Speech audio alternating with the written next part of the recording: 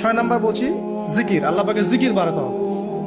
যে আল্লাহ পাকের জিকির যত বেশি করবে সে আল্লাহ পাকের মারিফত তত বেশি উপলব্ধি করবে, আল্লাহকে পাবে ইনশাআল্লাহ। আর এই জিকির করার জন্য ওযুও শর্ত নয়, জানেন? আল্লাহর জিকির করার জন্য কিন্তু ওযু শর্ত নয়। আপনি মনে মনে চলতে ফিরতে অলওয়েজ সুবহানাল্লাহ, আলহামদুলিল্লাহ, আল্লাহু আকবার, লা ইলাহা ইল্লাল্লাহ, আস্তাগফিরুল্লাহ পড়তে থাকতে পারেন। কষ্টের কিছু আছে? খালি জবান চলবে, খালি জবান চলবে। মাঠে কাজ করছেন, ওই যে লাঙল দিয়ে কাজ করছেন, সেচ দিচ্ছেন, আপনি পড়তে থাকবেন আস্তাগফিরুল্লাহ ওয়া আতুবু ইলাইহি, লা হাওলা ওয়ালা কুওয়াতা ইল্লা বিল্লাহ, সুবহানাল্লাহ, আলহামদুলিল্লাহ, লা ইলাহা ইল্লাল্লাহ, আল্লাহু আকবার। কোনো সমস্যা? কোনো সমস্যা নেই।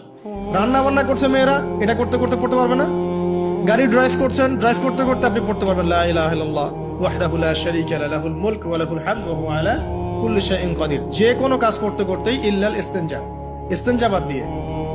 ইস্তিনজা কি জিনিস? প্রসাব পায়খানা। এই সময় এগুলো মুখ দিয়ে বলবেন না, দরকার নাই। আপনি এখানে এরপরে যে সময়গুলো আছে এগুলোতে আপনি জিকির বাড়াবেন। যে যত বেশি জিকির করবে তার কলব তত বেশি পরিচ্ছন্ন হবে। যার কলব যত পরিচ্ছন্ন, আল্লাহর নূর তার কলবে তত বেশি আসবে, সে আল্লাহ পাকে তত কাছে পাবে ইনশাআল্লাহ।